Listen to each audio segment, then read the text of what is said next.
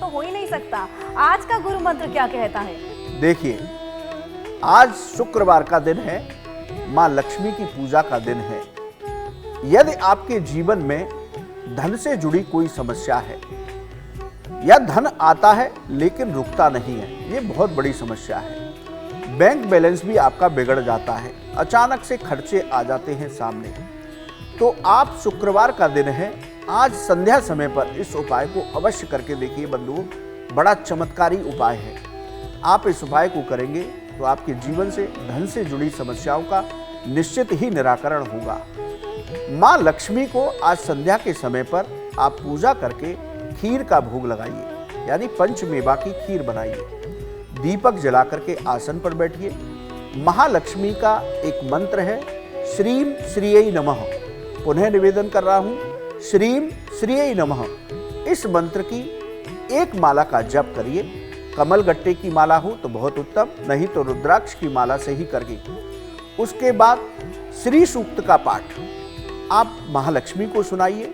यदि आपको संस्कृत में नहीं करना आता, उच्चारण ठीक नहीं है, तो आप हिंदी में भी उसका पाठ सुना सकते हैं, कर सकते हैं। इसके साथ ही शाम के समय तुलसी जी के पास घी का एक दीपक जलाइए।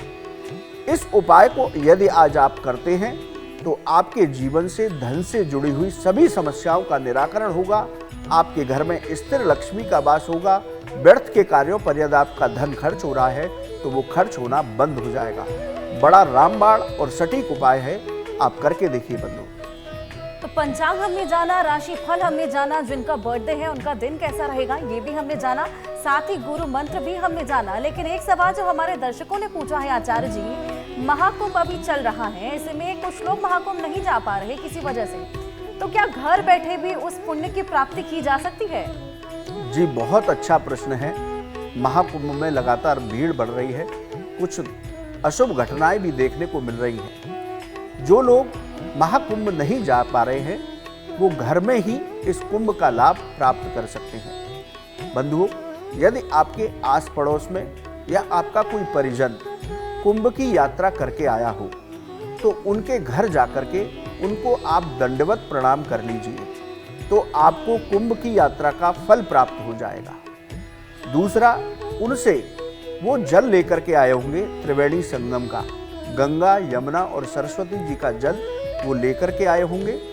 उस जल को उनसे लीजिए और सुबह स्नान करने के बाद उस जल में से कुछ बूंदें अपने सिर पर डालिए और उसमें से कुछ जल का आप आचमन कर लीजिए, तो आपको कुंभ स्नान का पूर्ण फल प्राप्त होगा। इसलिए जो लोग नहीं जा पा रहे वो अपने मन में ये न रखें कि हम कुंभ की यात्रा नहीं कर पा रहे। इतना बड़ा कुंभ था, 144 साल बाद ऐसा संयोग बना, तो उससे आपको घर बैठे ही इन कार्यों को करने से कुंभ की यात्रा और कुंभ का पूर्ण फल प्राप्त होगा।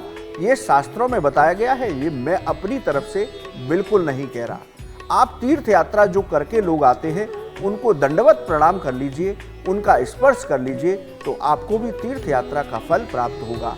और कहीं उन्होंने आपको मन से आशीर्वाद दे दिया, फिर तो आप समझिए कि आपके तो दिन ही बन गए, आपके बहुत सारे संकट, बहुत सारे पाप कट जाएंगे। तो ये तीर्थ यात्रा करने वालों के चरण स्पर्श करने का फल है।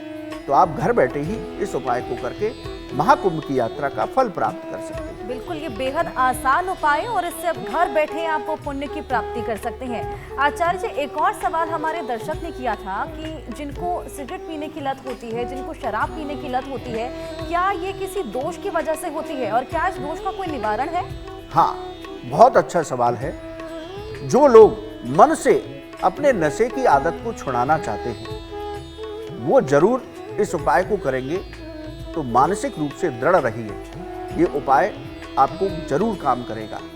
देखिए, ये राहु की वजह से, केतु की वजह से या आपकी कुंडली में गुरु चांडाल योग हो, यानी कि राहु और गुरु एक साथ विराजमान हो, तो गुरु चांडाल योग बोलते हैं इसको।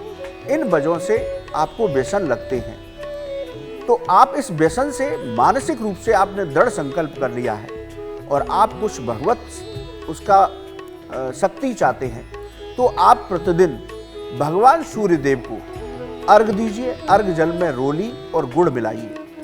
इसके साथ ही आप प्रतिदिन हनुमान चालीसा के 3 पाठ कम से कम करिए और भगवान सूर्यदेव और हनुमान जी से प्रार्थना करिए, क्योंकि संकट मोचन सभी संकटों का निवारण करते हैं।